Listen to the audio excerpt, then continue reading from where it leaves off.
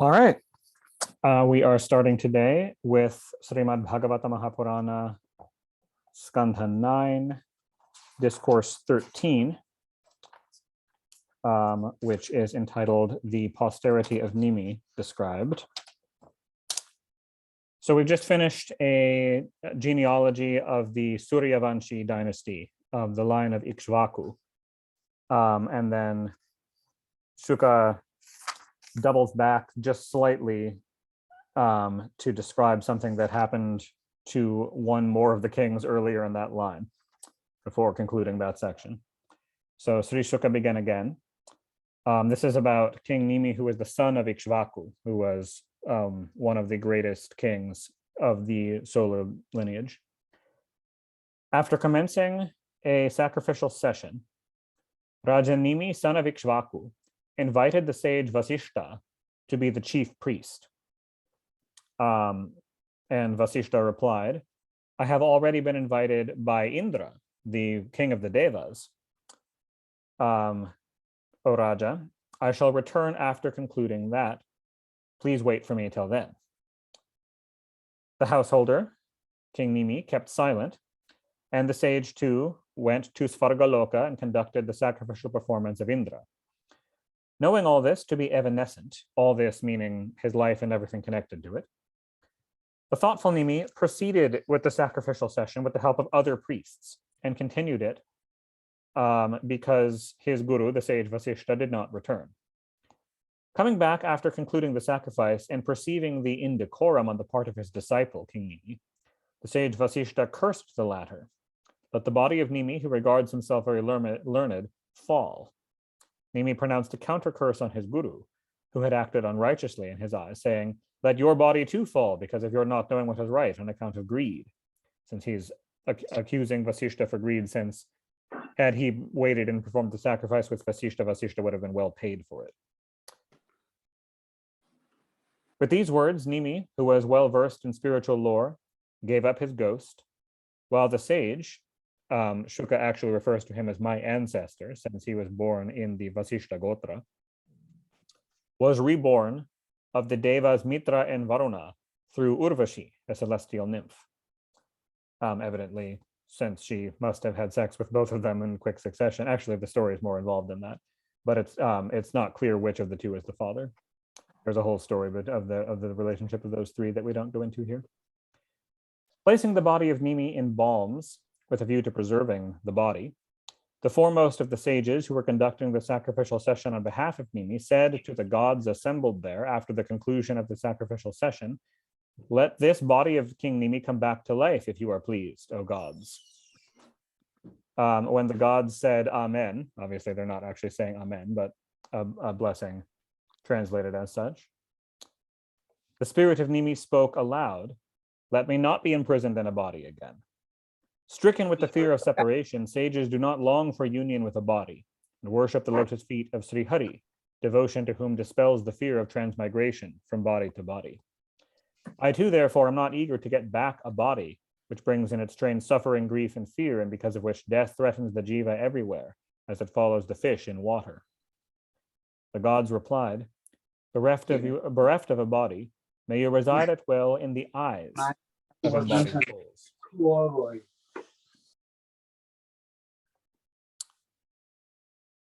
In this way, Nimi took up his abode in the body of all the jivas, being indicated by the opening and closing of the eyes. Perceiving the risk of anarchy for the people, so it may not be obvious if you don't speak Sanskrit, but the name Nimi essentially means to blink.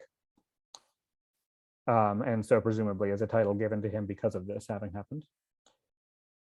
Perceiving the risk of anarchy for the people, the great sages who officiated as priests at the sacrificial performance of Nimi churned the body of the king, whence a son was born. This is a process we've heard referred to before with churning the body of King Vena, that the Vedic rishis had a method of obtaining a child from the dead body of a man. By virtue of his extraordinary birth, or some say by reason of his being the progenitor of a new line of Kshatriya kings, the prince was called Janaka. literally meaning like one of extraordinary birth. Born in the line of King Nimi, who remained without a body. Again, he became known as Vaideha, son of Videha. Sprung from the process of churning, and further because the city of Mithila was built by him, he also came to be known as Mithila. Of Janaka was born Udavasu, whose son was Nandivardhana. Also, the kings in the line of Janaka were also called Janaka as a term of lineage. It was taken by them as a royal title. So all of these kings, Udavasu and Nandivardhana, also took the title of Janaka. So of the original Janaka was Udavasu, whose son was Nandivardhana.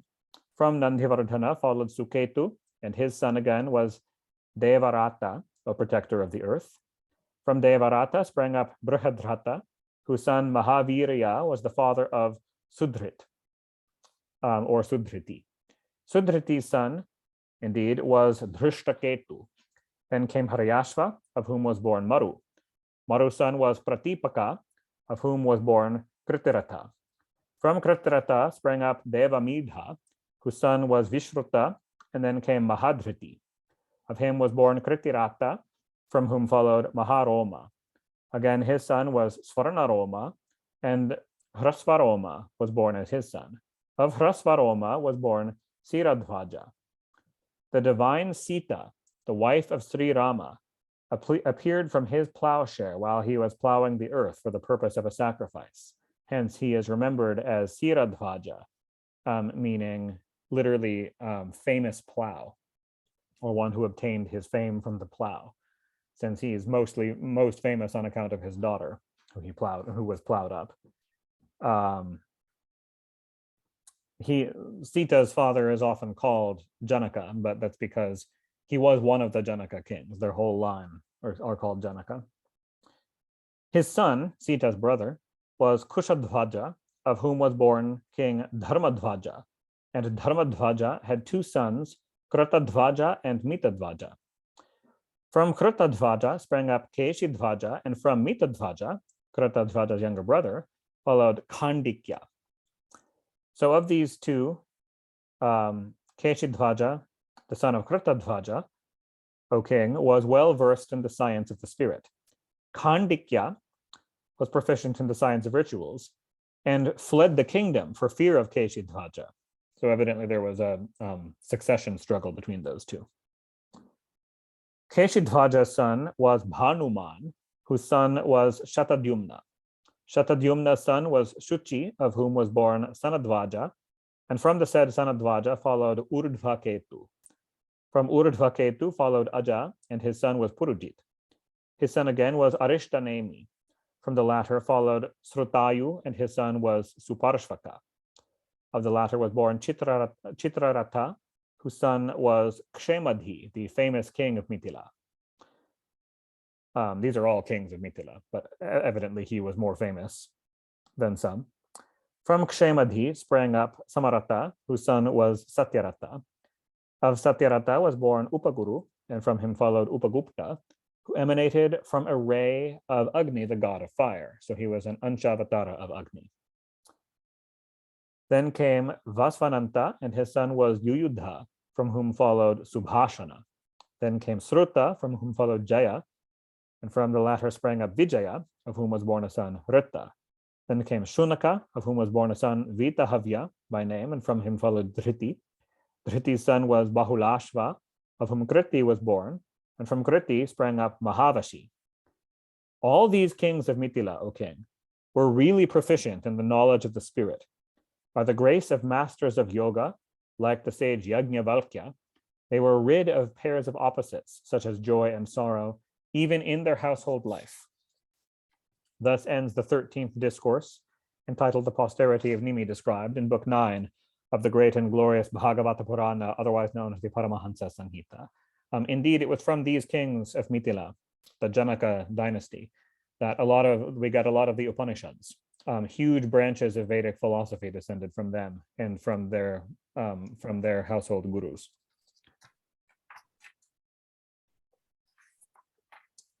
Discourse 14 So that was a offshoot branch of the Solar Dynasty covering, not the main lineage, but a branch lineage from a younger son of Ikshvaku. But now we're moving over to the actual other separate dynasty, a brief survey of the Lunar Dynasty. Sri Shuka began again. Now hereafter hear, O king, of the hallowed race of Soma the moon god, in which are mentioned kings of sacred renown, such as Aila, of Brahma the creator, sprung of the lotus of the cosmos, evolved out of the pool-like navel of the supreme cosmic person possessed of countless heads.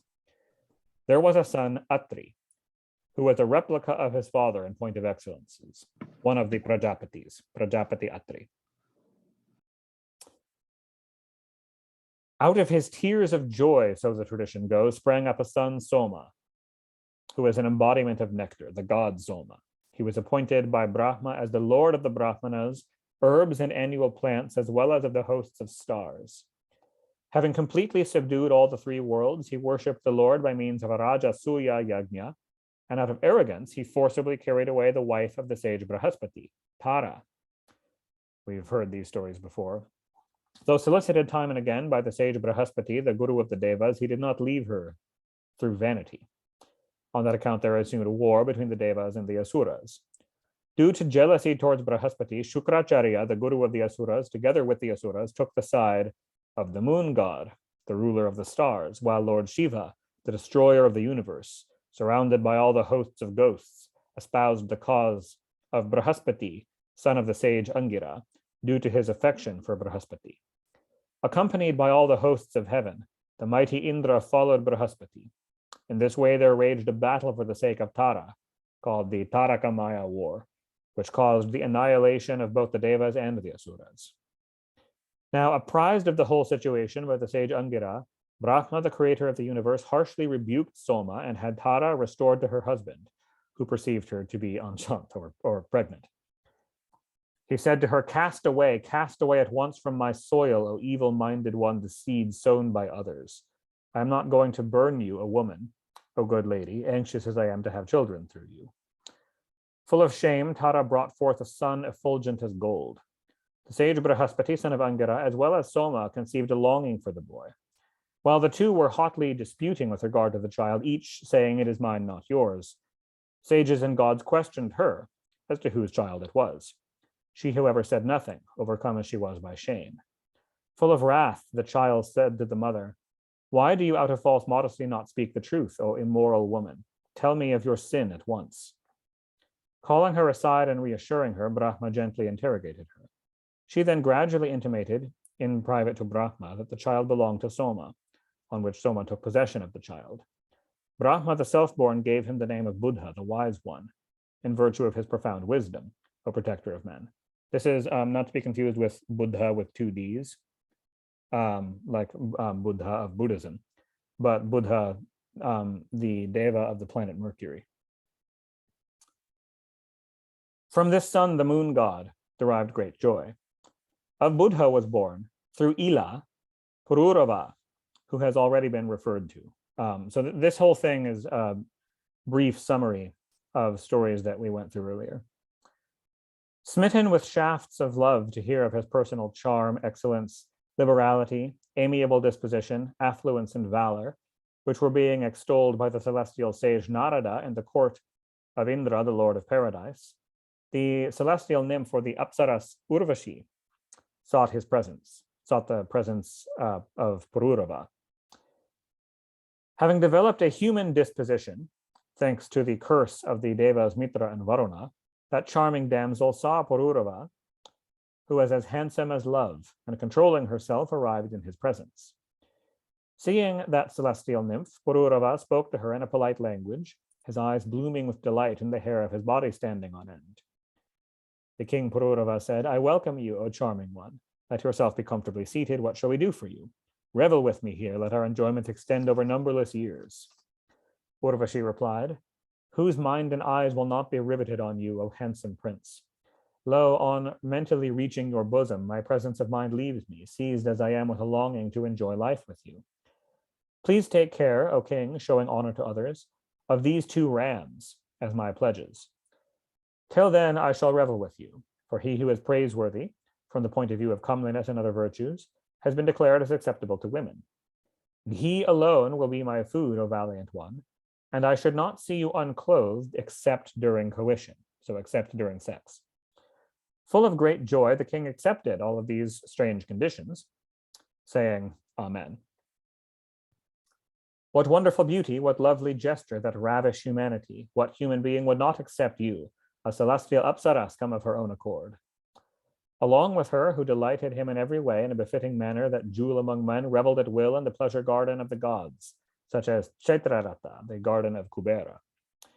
Reveling with that celestial apsaras, emitting the fragrance of lotus filaments and captivated by the sweet odor of her mouth, Pururava rejoiced for many years. Not finding Urvashi in his court, Indra earnestly urged the Gandharvas to look for her, saying, bereft of Urvashi, my court does not look very charming. Approaching at dead of night, when darkness fully prevailed, they stole away the 2 rams pledged with the king by his wife Urvashi. Hearing the scream of the 2 rams while they were being carried away, and these rams were dear as sons to her, Urvashi exclaimed, I am robbed of my life, as it were, by my unworthy husband, lacking in manliness, though accounting himself a great hero. By putting faith in him, I am ruined and have been despoiled by robbers of my rams, who are as dear to me as my own children. At night he sleeps in fright like a woman and behaves as a man during the daytime. Thus, pierced with arrows in the form of pungent words, as an elephant with goads, since, of course, she said this to spur him to action, and seizing a sword, Pururava angrily rushed forth in that dark night with no clothes on.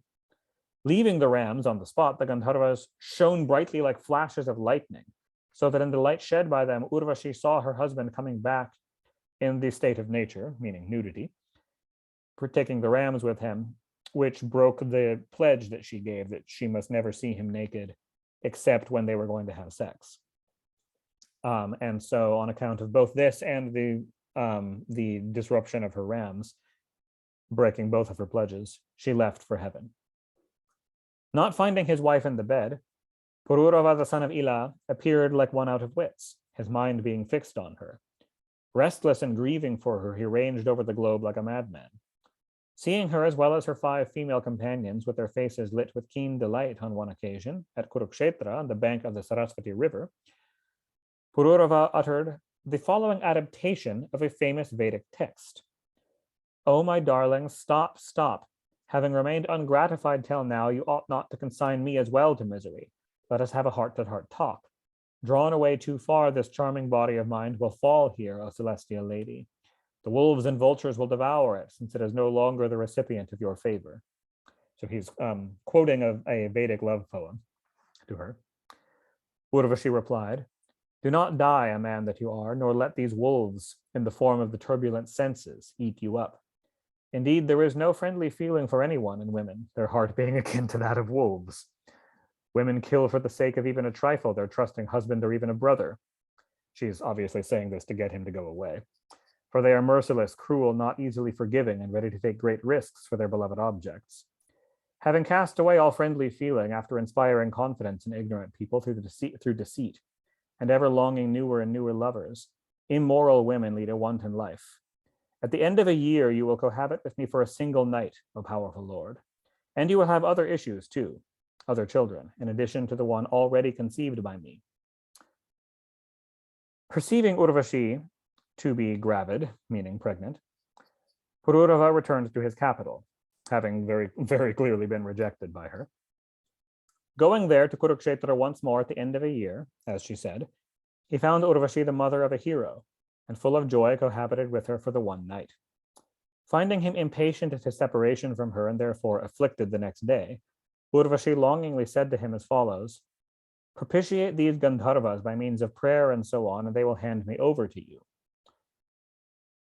Pleased with him even while he was glorifying them, they bestowed on him, O protector of men, a vessel holding fire for the purpose of propitiating it and thereby attaining to the realm of Urvashi. Thinking the vessel to be Urvashi, blinded as he was with passion, and roaming about in the forest with that vessel, he discovered the reality of the vessel. Then leaving the vessel in the forest, he returned home and began contemplating on Urvashi at night. In the meantime, when the Treta Yuga commenced at the end of the Satya Yuga, the knowledge of the science of rituals of the three Vedas, the Rig, the Yajus, and the Sama, dawned on his mind.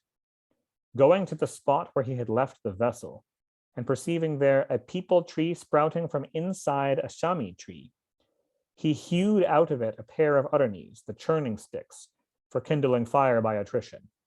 In other words, a fire drill, 2 sticks to start fire with friction.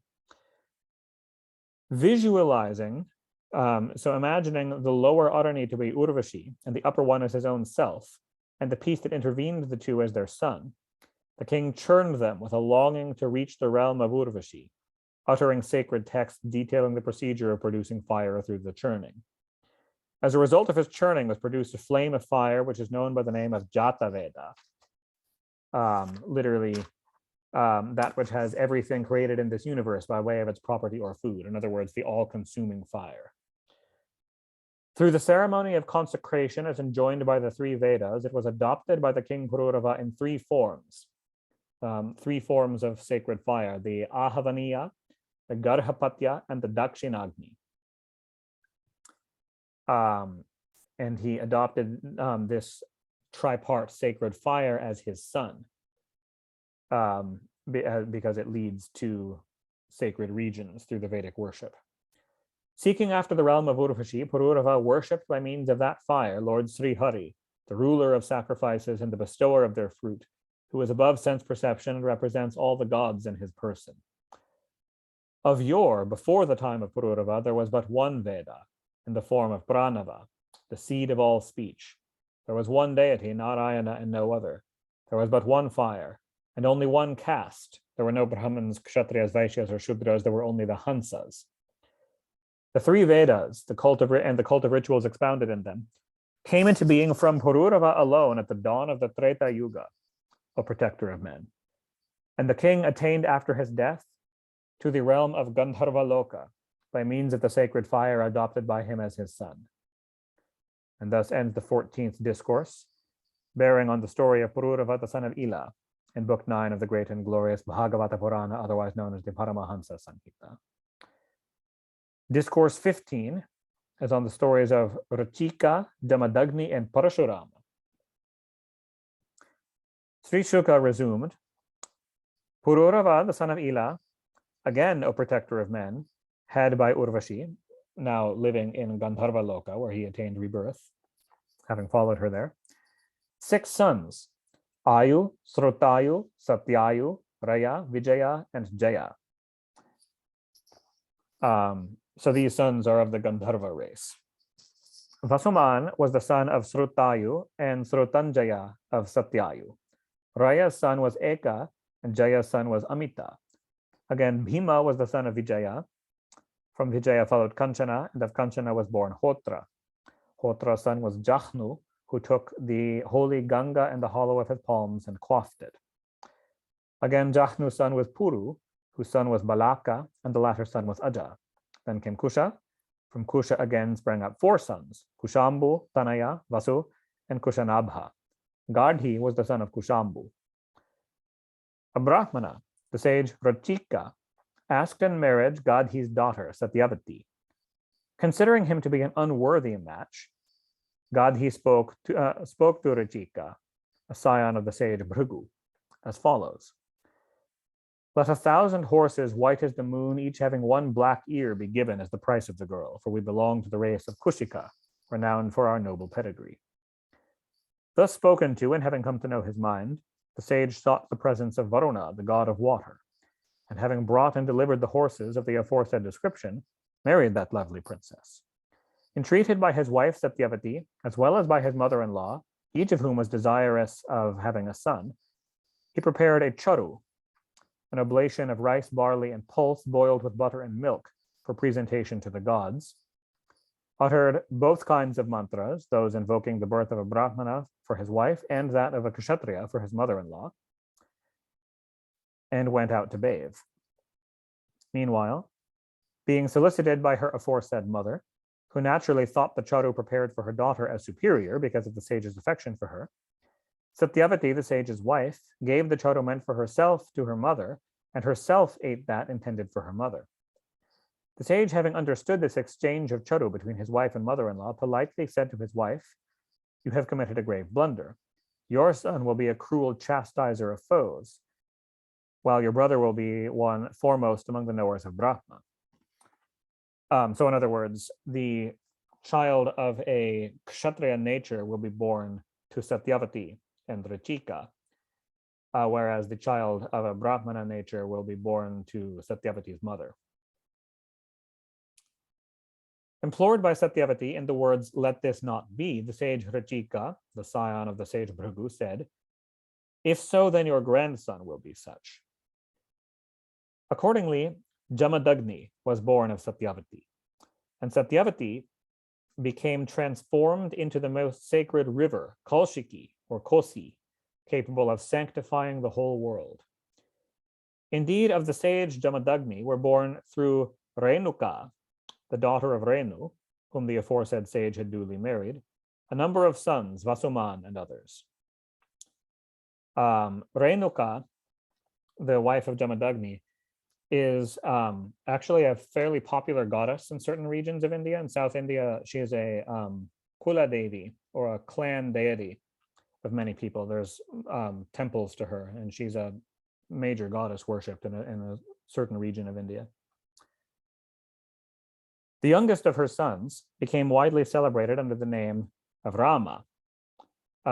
He was later given the title Parasurama, or Rama who wields the axe,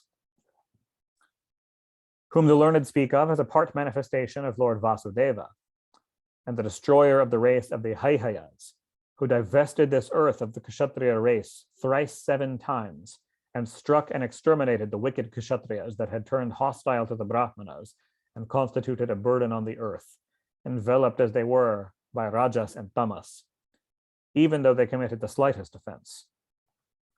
The king Parikshit submitted, "What was that offense which was committed against the glorious sage Parasurama by Kshatriyas of uncontrolled mind, for which the entire race of the Kshatriyas was wiped out by him time and again?" Sri Shuka replied, "Having propitiated Lord Datta, better known as Dattatreya, another part manifestation of Lord Narayana, through acts of worship, Arjuna, the jewel among the Kshatriyas and the then ruler of the Haihayas, had secured 1,000 arms, formidableness in the eyes of foes, uninterrupted soundness of the senses and organs of action, affluence, glory, prowess, fame, and bodily strength, mastery of yoga and superhuman power, which was characterized by virtues such as the capacity to assume an atomic form. In other words, some of the Ashta Siddhis, like Anima Siddhi and so on. His movement being unimpeded everywhere, he went about the world like the wind, sporting in the water of the Reva, which is another name for the Narmada River, surrounded by jewels among women and intoxicated with excessive pride. That King Arjuna, who wore a necklace made of precious stones of the well-known 9 varieties, so a Navaratna Mala, obstructed the stream of the river with his 1,000 arms. Finding his military encampment inundated by the water of the river flowing upwards, Ravana, the 10-headed monster, who thought himself to be a great hero, did not brook this show of valor on the part of Arjuna. Having offended against Arjuna, the demon Ravana was seized by way of sport in the presence of those women by Arjuna, and was imprisoned in Mahishmati, Arjuna's capital, like a monkey for some time, and eventually set free. Ranging in a dense forest in pursuit of game on one occasion, Arjuna, for his part, found his way, perchance, into the precincts of the hermitage of the sage Damadagni. By the good offices of Kamadhenu, the cow of plenty, the divine cow goddess, the sage Damadagni, rich in asceticism, extended his hospitality to that ruler of men, including his army ministers and the animals carrying them. Seeing that affluence of the sage which surpassed his own in that hermitage, and full of longing for the cow of plenty, the hero Arjuna and the other Haihayas, his kinsmen that had accompanied him in his hunting expedition, did not make much of that hospitality. In his arrogance, the king did not think it necessary to seek the permission of the sage, and commanded his men to take away the cow of plenty, the storehouse of milk, ghee, and so on fit for being poured as oblation into the sacred fire. And they forcibly took away to Mahishmati, the screaming cow, along with its calf. Now on the king having gone away, Rama, who had been out, returned to the hermitage, and having heard of his aforesaid wickedness, the theft of the cow, flew into a rage like a serpent that had been hit. Taking his terrible axe, shield, and bow and quiver, the formidable hero pursued the king like a lion chasing the leader of a herd of elephants. Even while entering his capital, the city Mahishmati, Arjuna saw rushing with great vehemence Parasurama, the foremost of the Bhrigus, wielding a bow and armed with an arrow and an axe, clad in the skin of a black antelope, and marked with matted locks, brilliant as the rays of the sun. Arjuna sent forth against the intruder 17 most formidable akshauhinis, or divisions of troops, characterized by elephants, chariots, horses, and foot soldiers, and armed with maces, swords, arrows, javelins, shatagnis, and darts. The glorious Rama destroyed them all single-handed. In whatever direction appeared Rama, the destroyer of hostile armies, quick as mind and the wind, whose axe was ever prone to strike, there fell down to the ground warriors with their arms, thighs, and necks severed, and their charioteers and animals slain. Seeing his army laid low in the battlefield, rendered miry with streams of blood, with their shields, ensigns, bows, and bodies cut to pieces by the axe and shafts of Rama, Arjuna, the chief of the Haihayas, rushed forward in rage. Now with his 1,000 arms, the celebrated Arjuna synchronously fitted arrows to 500 bows in order to pierce Rama. Rama, who was by far the foremost of those that ever wielded missiles and who had only one bow, simultaneously cut them down with his arrows. Again, with his hard-edged axe, Rama violently lopped off like the hoods of a serpent the 1,000 arms of Arjuna, who came rushing forward in battle with terrible speed, uprooting with his numerous hands rocks and trees on the battlefield. Rama severed like the peak of a mountain the head of Arjuna, whose arms had thus been lopped off. On the father having been killed, his 10,000 sons ran away out of fear. Bringing back the cow of plenty, sore distressed at its having been removed by force from the hermitage, together with her calf, and returning safe to his hermitage, Rama, the slayer of hostile warriors, duly made over to his father, the sage Damadagni. Rama recounted to his father, as well as to his elder brothers, his own achievement, and also that which was done by Arjuna. Having heard the account, Damadagni spoke. Rama, O Rama of mighty arms, you have committed a great sin in that you slew for no purpose a ruler of men who represented all the gods in his person. We Brahmanas, O dear child, have earned the title to adoration through forgiveness alone, by virtue of which Brahma, the adored of the world, attained to the position of the supreme ruler of the universe. Through forgiveness, the glory of a Brahmana shines forth like the brilliance of the sun. With the forgiving, the Almighty Lord Sri Hari is quickly pleased. Slaying a king whose head has been duly consecrated at the time of coronation is more sinful than the killing of a Brahmana.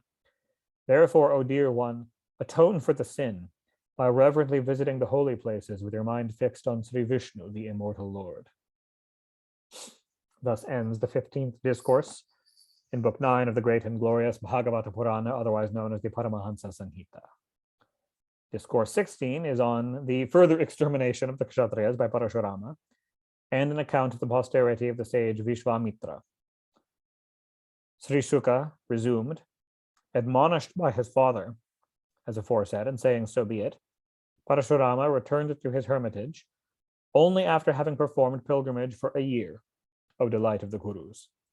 On a certain day, having gone to the Ganga, Renuka, Parasurama's mother, saw there Chitrarata, the king of the Gandharvas, adorned with a lotus garland, sporting with celestial nymphs.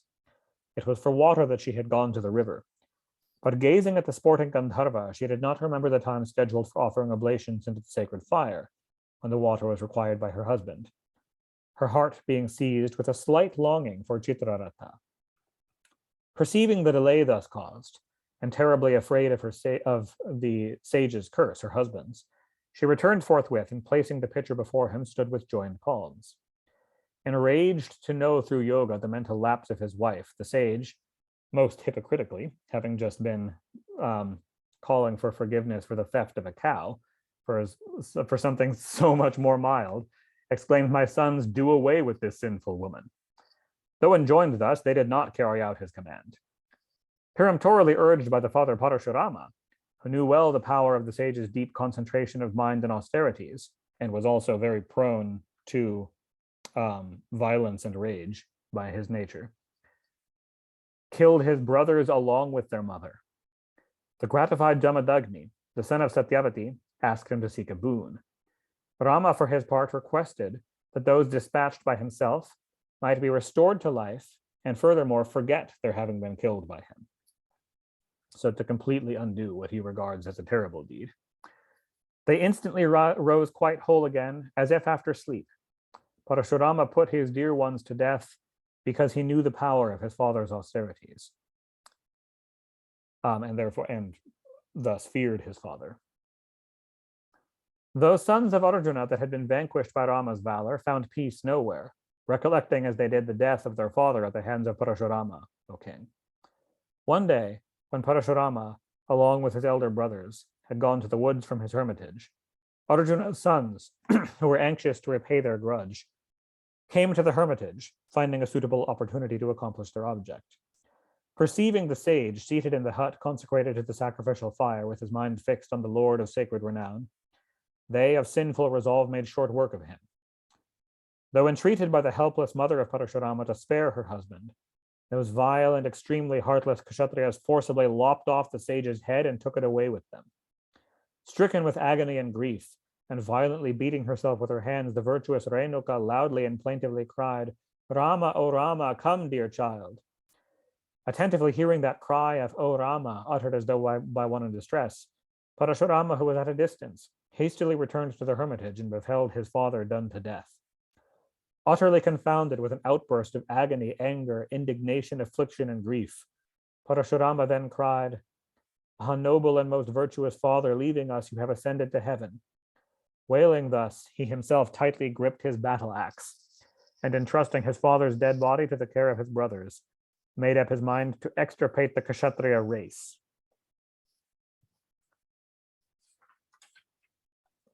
Going to Mahishmati, the city of Mahishmati, that had been completely robbed of its splendor by the sin of the murderers of a Brahmana sage, Parasurama raised in the heart of the city a huge mountain of their heads, and with their blood created a ghastly river that inspired terror into the heart of Brahmana haters, making the murder of his father an excuse on the Kshatriyas in general having taken to adharmic ways.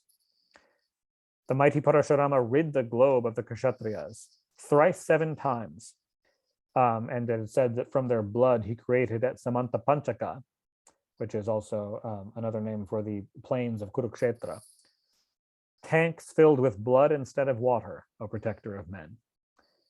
Having brought back the head of his father, Parasurama joined it to his trunk, and placing the body on blades of the sacred kusha grass, propitiated through a number of sacrifices the supreme deity, his own self, who represents all the gods in his person. At the end of these sacrifices, he actually gave away the eastern quarter to the Hota, the southern to the Brahma, the western to the Advaryu, and the northern to the Udgata. These are the 4 types of priests who assisted him in the performance of this yajna.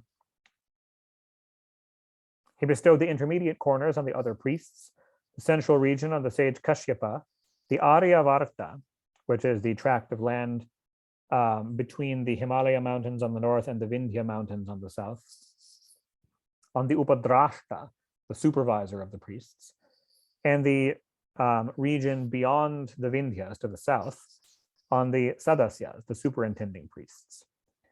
And then, having washed off his entire sin incurred by killing numberless Kshatriyas through a bath, through the bath taken at the conclusion of the sacrifices in the water of the Saraswati River, a river representing the Vedas, he shone like the cloudless sun.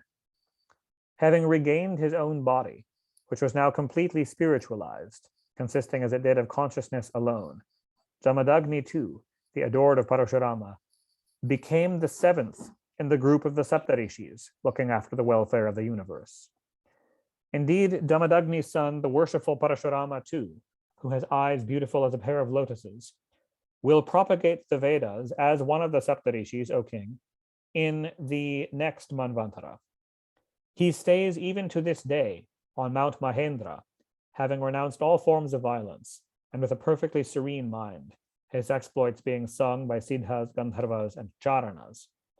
descending in the midst of the Bhrigus, the Almighty Lord Sri Hari, the soul of the universe, thus slew several times Kshatriyas who constituted a great burden on the bosom of the earth because they were oppressive tyrants. Gadhi's son was the celebrated sage Vishvamitra, possessed of extraordinary effulgence like a blazing fire, who, shedding his Kshatriyahood, attained Brahmanical glory through his asceticism. And Vishvamitra had 101 sons, O protector of men. The 51st son of Vishvamitra was named Madhuchanda. Hence, they all, named after him, who was a famous Vedic rishi, all came to be known as the Madhuchandas, the 101 sons of Vishvamitra. Adopting Ajigarta's son, Shunahshepa, also known as Devarata, a scion of the sage Bhrigu, as his own son, the sage Vishvamitra said to his sons, "Let this boy be treated as the eldest of you all." He was the same Shunahshepa, a descendant of Bhrigu, who was sold by his parents to be used as a human victim in the sacrificial performance of King Harishchandra, which we read about just a couple weeks ago. Having sought the protection of Vishvamitra from those who wished to murder him in a human sacrifice, he was freed from bond in the shape of a cord by extolling gods such as the Prajapatis, as instructed by Vishvamitra. Thus saved by the gods Varuna and others, in a sacrificial performance meant to propitiate the god Varuna, the ascetic boy became celebrated among the scions of Gadhi by the name of Devarata. The 50 sons of Vishvamitra older than Madhuchanda did not approve of Shunahshepa being treated as the eldest. Full of anger, the sage Vishvamitra cursed them, saying, "Become mlechas, O evil ones." In other words, basically, people outside the fold of Vedic society, seen as kind of outlanders. Along with his 50 younger brothers, so the tradition goes, Madhuchanda then said, "We shall abide by whatever you enjoin on us." They accordingly took Shunahshepa, a seer of Vedic mantras, so a Vedic rishi, as the eldest of them all, and said to him, "Indeed, we are all your followers." Gratified at this, Vishvamitra said to these latter sons, his younger 50 sons, "You will be blessed with sons, you who have made me a father of worthy sons by conceding my superiority. This valiant Devarata is one of you, as good a scion of Kushika as you, O scions of Kushika. Hence follow him as an elder brother." There were other sons too of Vishvamitra, Ashtaka, Harita, Jaya, Kratuman, and so on. Thus, of course, the line of Kushika was ramified into various offshoots due to the many sons of Vishvamitra, and it acquired a different pravara, a different branch name, the branch name of Devarata, inasmuch as it was given a new shape, with Devarata, the adopted son Devarata, having been pronounced the eldest son of Vishvamitra. And so the rest of the branch was named after him. Thus ends the 16th discourse in Book 9 of the great and glorious Bhagavata Purana, otherwise known as the Paramahansa Samhita. Discourse 17 is on the posterity of the kings Kshatravridha, Raji, and others of the Lunar Dynasty. Sri Shuka began again. Nahusha and Kshatravridha, Raji, the valiant Rambha, and Anena. These were the sons of Ayu, who was a son of Pururava. So we're following another of the main branches of the Lunar Dynasty from Pururava. Hear of the posterity of Kshatravridha, O King of Kings. Kashya, Kusha, and Gritsamada. These were the three sons of Suhotra, the son of Kshatravridha. From Gritsamada sprang up Shunaka, whose son, the sage Shaunaka, was the foremost of the students of the Rig Veda.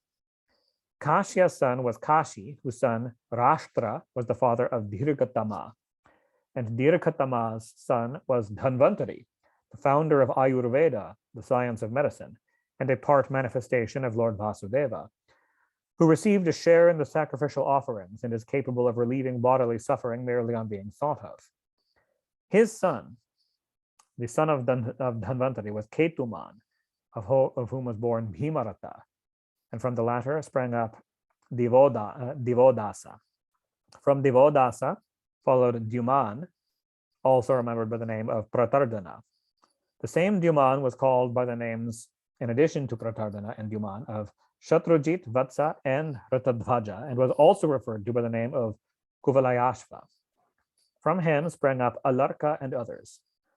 None other than Alarka, O Parikshit, ruled over the earth for a period of 66,000 years, remaining young throughout this period. From Alarka sprang up Santati, from whom followed Sunita, and from the latter, Suketana. Dharmaketu was the son of Suketana, of whom Satyaketu was born. Drishtaketu was the son of Satyaketu, and from Drishtaketu sprang up King Sukumara. Then came Vitihotra, whose son was Bharga, and of the latter was born King Bhargabhumi. All these aforesaid kings in the line of Kshatravradha were the descendants of Kashi. Rambha's son was Rabhasa. So Kashi was one of the children of Kshatravradha, so on one of the other lines. Rambha's son was Rabhasa, whose son was Gambhira, and from him followed Akriya. Through his wife was sprung a line of Brahmanas. Now listen to the posterity of Anena.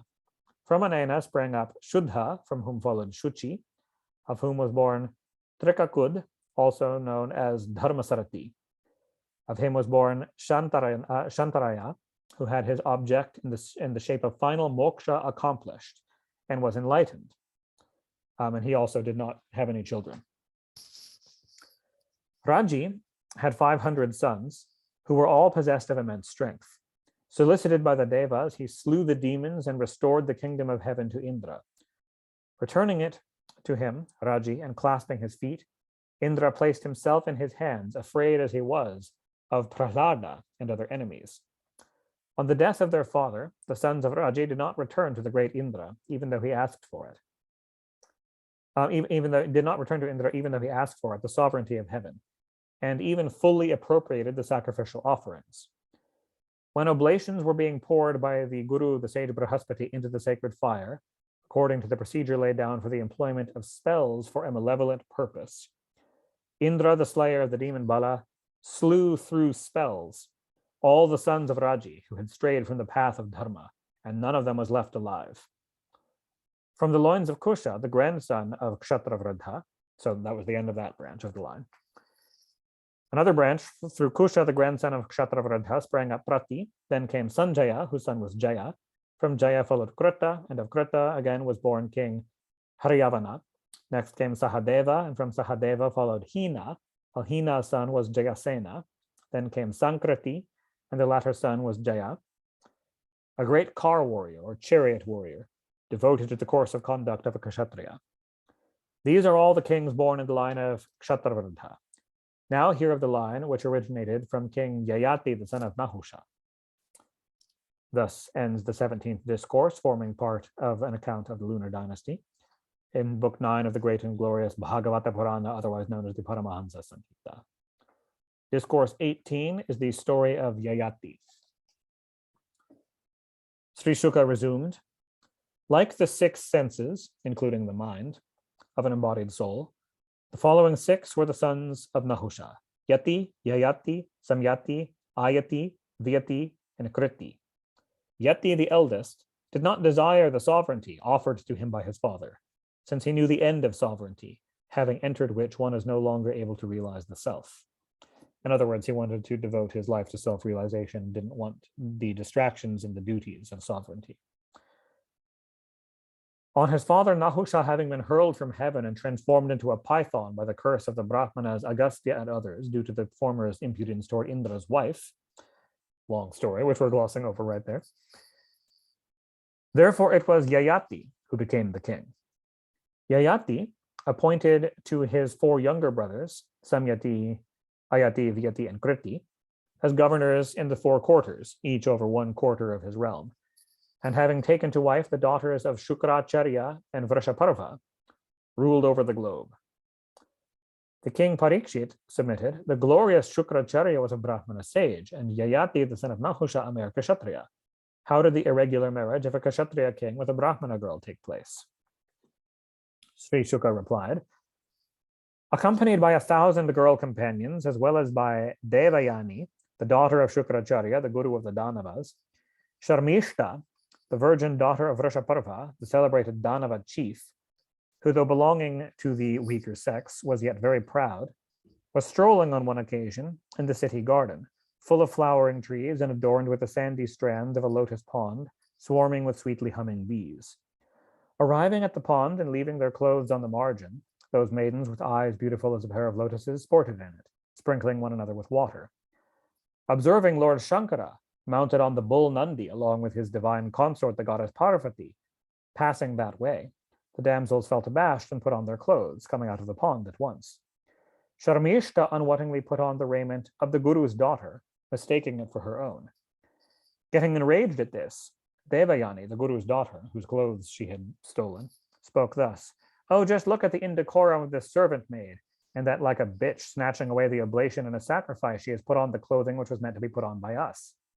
Even among the Brahmanas, by whom this world had been created by dint of their asceticism, who represent the mouth of the Supreme Person, in the sense that they emanated from the mouth of the cosmic person, and also because it is by feeding them that the Lord is easily propitiated, and by whom is cherished as the object of their worship the transcendent Brahman, that is all effulgence, by whom has been revealed the way to blessedness in the shape of the Vedic teachings, whom hail and extol the guardians of the spheres and the rulers of the gods, nay, even the Almighty Lord, the soul of the universe, the purifier of all, and the abode of Sri, the goddess of beauty and prosperity.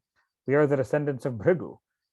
Sharmishta's father, a demon chief, is a disciple of ours. Yet like a Shudra who has learned by heart the Veda, this wench has put on the garment which is to be worn by us. Hissing thus like a female serpent and biting her lips in anger, the ill-treated Sharmishta spoke as follows to the Guru's daughter, who was thus abusing her. "Not knowing your own status, O beggar maid, you brag much. Do you not all wait at our door like a swarm of crows, the eaters of crumbs offered to them as representatives of the feathered kingdom?" Reproaching in such exceedingly harsh words the Guru's daughter, who was worthy of respect, Sharmishta violently dashed her into a well after snatching her clothes through anger. So their fight escalated rapidly to throwing her into a well. When Sharmishta had left for her home, Yayati, who had been wandering in search of game, meaning hunting, arrived there by chance. Being desirous of water, he looked into the well and descried Devayani, so the tradition goes, who was stuck in the bottom of the well. Giving to the naked girl the piece of cloth covering the upper part of his own body, the kind-hearted king lifted her out, grasping her hand by his own. Devayani, the daughter of the sage Ushana, another name of Shukracharya, spoke to that hero in a language full of love as follows. "O king, the conqueror of your enemies' cities, my hand has been accepted by you.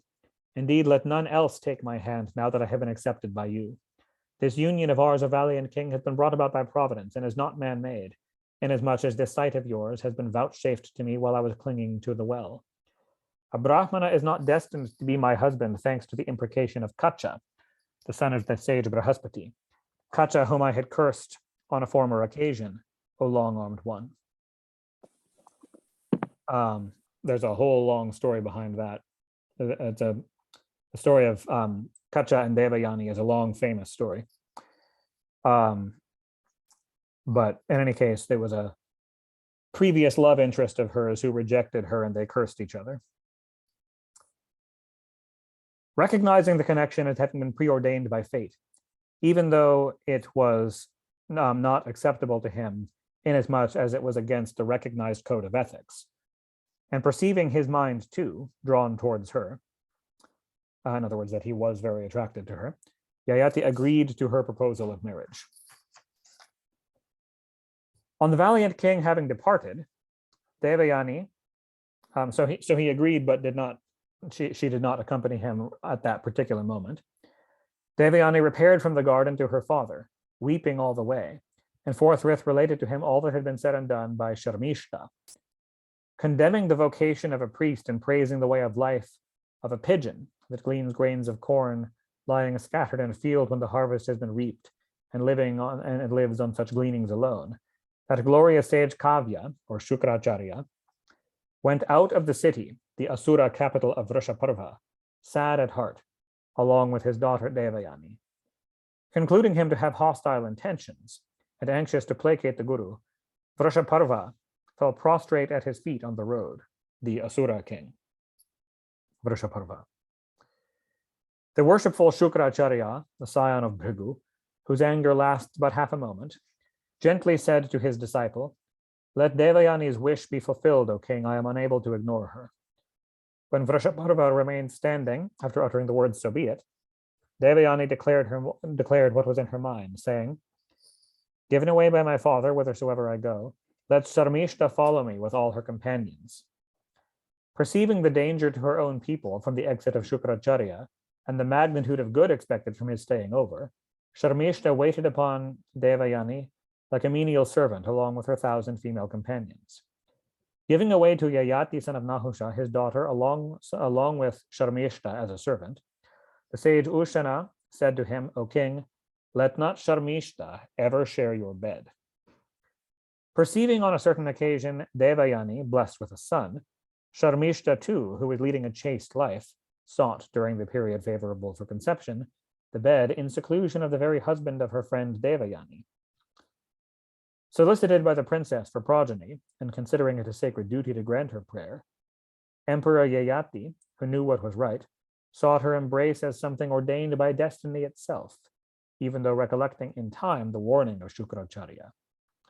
Devayani duly gave birth to Yadu and Turvasu as well, while Sharmishta, the daughter of Vrishaparva, bore Druhyu and Anu and Puru. Overwhelmed with rage on concluding that Sharmishta, the daughter of the Asura king, too had conceived through her own husband, the haughty Devayani went away to her father's house. Having followed his darling, the uxorious Yayati tried to reconcile her with blandishments, as well as by kneading her feet and other such devices, but could not please her.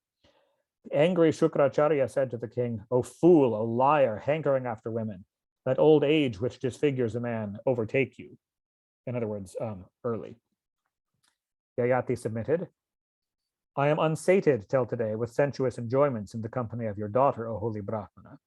Shukracharya replied, "Your old age may be exchanged by you at will with the youth of any other who may voluntarily accept it." Having obtained a solution of his problem in this form, Yayati returned to his capital and said to his eldest son, "Yadudir, take this old age of mine, brought about by the curse of your grandfather, and part with your own youth, my darling, for I am not yet satiated with the pleasures of sense and intend to revel some more years with the help of your youth." Yadu replied, "I have no courage to accept and live with your old age, got by you in the middle of your life. For having not actually tasted the vulgar pleasures, a man does not attain to desirelessness." Though urged by their father, Turvasu and Druhyu and Anu too declined. They would not trade the curse of old age with their father, O scion of Bharata, since they did not know what was right and looked upon the transient body as eternal. Now Yayati asked his son Puru, who though youngest in age was superior in point of virtues, and added, "Dear one, you should not refuse me like your elder brothers." Puru replied, "As a matter of fact, what man in this world, O ruler of men, can requite his father, the procreator of his body, by whose grace he can attain the highest object of his life? The best son is he who accomplishes in anticipation whatever is expected by his father, without even waiting to be told what is wanted by him. A mediocre son is he who does only that which he is expressly told to do. The lowest is he who does his father's bidding with irreverence, while he who refuses to do his bidding is no more than the refuse of his father." Saying so, Puru most gladly accepted his father's curse of old age. The latter, too, a protector of men, enjoyed the pleasures of sense with the help of Puru's youth, as enjoined by the scriptures. Duly protecting his subjects like a father, Yayati enjoyed the sense objects according to his pleasure, his senses remaining unimpaired. Devayani, too, the beloved of her husband, afforded supreme delight in private to her beloved husband from day to day, with mind, speech, body, and various articles of enjoyment. Yayati also propitiated through sacrifices with liberal gifts of money Lord Sri Vishnu, the destroyer of sins, the deity presiding over sacrifices, the embodiment of all the Vedas, who represents all the gods in his person.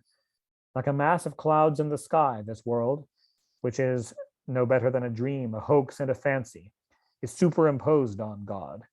It now appears as different in the shape of numberless names and forms, and now disappears during deep sleep, as well as during the time of dissolution or pralaya.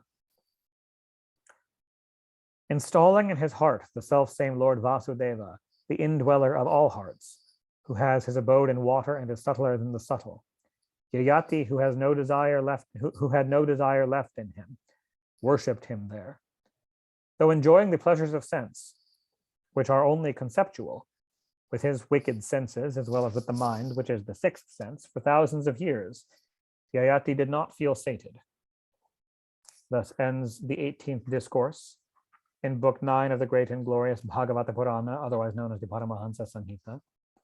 And I'll do one more since it finishes the story of Yayati, just another page or so. Discourse 19 is Yayati's renunciation. Sri Shuka resumed, thus enjoying the pleasures of sense, Yayati, who had been enslaved by his wife, woke up to his spiritual fall, and disgusted with the world, narrated the following parable to Devayani, his wife. Listen, O Devayani, O scion of the sage Bhrigu, to the true story of one on this earth who had a conduct similar to mine and who was full of lust, yet for whom and others like him, the wise residing in the woods constantly grieve. Hunting for his beloved object in a forest all alone, a certain goat saw a she-goat fallen in a well, subject as she was to her own destiny. Intently thinking of a means of rescuing the she-goat, the passionate goat created an outlet for her by digging out the earth at the brim with the end of his horns. Coming out of the well, that beautiful she-goat, it is said, fell in love with that very goat. Observing him selected by her, stout, mature, most lovable, capable of procreation and expert in the art of copulation as he was, many more she-goats, longed for a beloved companion, also conceived a passion for the goat. Enhancing the delight of those numerous she-goats, that king of goats reveled with them alone and ceased to think of himself, possessed as he was by the devil of concupiscence. Perceiving that very goat, enjoying himself with another most beloved she-goat, so by now it's obvious that he's telling his own story in parable form. The one that had fallen into the well and got bewildered could not brook that act of the goat. Deserting that lustful goat, who though disguised as a friend had played her false and whose love was only momentary, given as he was to the gratification of his senses, the she-goat returned full of agony to her owner. The goat, too, a slave of his beloved she-goat, felt very wretched and followed her, uttering a bleat all the way in order to pacify her, but could not reconcile her. There, in her owner's house, a certain Brahmana, who was her owner, amputated in anger his dangling scrotum and rejoined it in the interest of the she-goat herself, proficient as he was in all such expedients. With his scrotum restored, the goat too reveled for a long time, indeed, with the she-goat that had been found by him in the well, O dear one. But he does not feel satiated with sense enjoyments till this day. Bound in the same way with the cords of your love and deluded by your charm, O pretty one, I fail to recognize my own self, wretched as I am. All the rice and barley, gold, animals, and women that exist on earth cannot yield satisfaction to the mind of a man who is buffeted by lust. In other words, no matter how much pleasure he manages to wring out of the world, he'll always keep desiring more. The craving for sense gratification never ceases with the enjoyment of sense objects. On the other hand, it grows stronger and stronger, like fire fed by ghee. When a man does not entertain the notion of diversity in the form of likes and dislikes with regard to any living being, then to such a man, looking upon all with the same eye, all the quarters turn blissful. One desirous of happiness should speedily get rid of the thirst for pleasure, which is productive of sorrow, and which cannot be easily given up by the evil-minded, and which does not get worn out even though one's body grows old. A man should not sit close even to his mother, sister, or daughter, for the powerful senses lead astray even a learned man. Full 1,000 years have slipped by while I have been busily, repeatedly enjoying the pleasures of sense, and yet each time I enjoy them, my thirst for them is renewed. Therefore, giving up this thirst for pleasure and fixing my mind on the absolute, I shall roam about with deer, being rid of the pairs of opposites, such as joy and sorrow, and free from egotism. Knowing both that is seen and heard of as unreal, and foreseeing transmigration and the degradation of his soul to follow from their thought, he who neither thinks of nor enjoys them is a knower of his self. Having spoken thus to his wife Devayani, and returned Puru's youth to him, Yayati received back his own old age, all craving for enjoyment having left him for good. He appointed Druhyu as the ruler of the southeastern quarter, Yadu in the south, Turvasu in the west, and Anu in the north. Having duly installed on the throne Puru, the worthiest, though the youngest, of all his sons, as the suzerain lord of the entire globe and master of its wealth, and placing his elder brothers, Yadu and others, under his control, Yayati retired to the forest. He renounced in a moment the pleasures of the six senses, including the mind, constantly enjoyed by him for very many years through their objects, even as a bird leaves its nest when fledged. Having totally shaken off all attachments to the body and whatever is connected with it, and dissociated himself from his subtle body, a product of the three gunas, by virtue of his self-realization in that forest. The celebrated Yayati attained absorption into the supreme Brahman, known by the name of Vasudeva, which is free from the taint of Maya, a state which is obtainable through devotion to the Lord. Hearing the aforesaid parable, Devayani took it as a taunt to herself. She thought it to be a joke uttered by her husband and the agony of love subsisting between a husband and a wife. Realizing the association of near and dear ones, who are all subject to the control of the Lord, as akin to the gathering of travelers in a place where water is supplied to the passers-by, and having been brought about by the Lord's will, guided by their past karma, Devayani, a scion of Bhrigu, renounced attachment to everything, regarded all to be as unreal as a dream, and focusing her mind on Sri Krishna, gave up her subtle body and attained liberation. Hail, hail to you, says Sri Shuka, the all-tranquil and all-pervading Lord Vasudeva, the maker of this universe, the indweller of all created beings.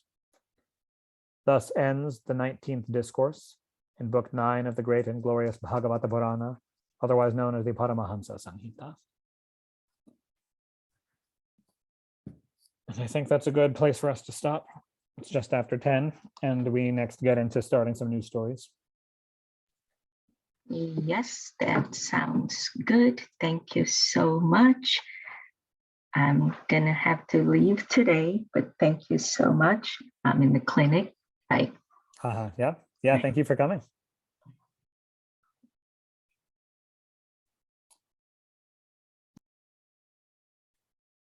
Yeah, thank you all very much for coming. Yeah, is it all right to ask a question about that? Yeah, sure. I mean, yes. a lot of material. Yeah. Thank you. Cool. Yeah, amazing stories. Yeah, we're kind of in the thick of the genealogical section of the Purana. Yeah, a lot of ground in that sense. Mm-hmm. So my question is, I never really heard the story of Parasurama before. Yeah, that's the axe murderer avatar of Vishnu. Yeah. So, like, in summary, my question is, could you summarize what justifies his upsettedness at one Kshatriya and then going off and killing 21 generations or something like that of them? Or is that what it was? 21, yes. 21 times he performed 21 massacres of the Kshatriyas. It mentioned that the Kshatriyas had become an extreme burden on the earth by having the Kshatriyas in general had departed from dharma and were basically oppressive tyrants, abusing their strength. And so that was the purpose of the main purpose of the avatar of Parasurama, was to destroy oppressive tyrants, essentially. Wow. The way that he got started, of course, was avenging his father.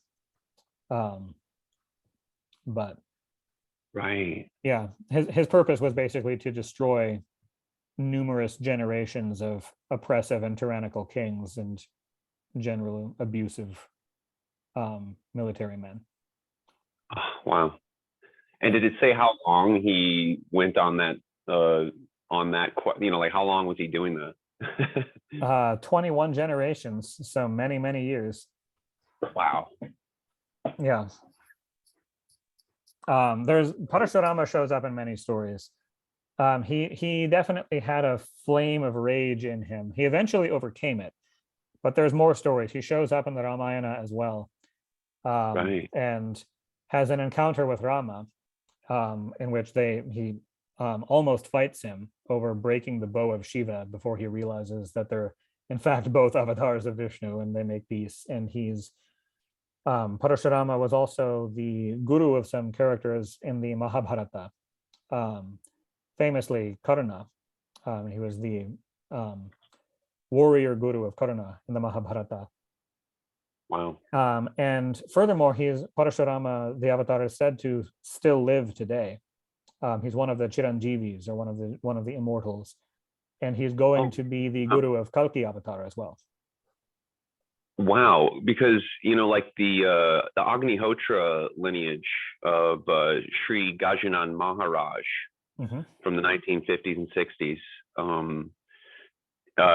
he was known as like a Maha Avatar of Parasurama. Interesting. Yeah. Yeah.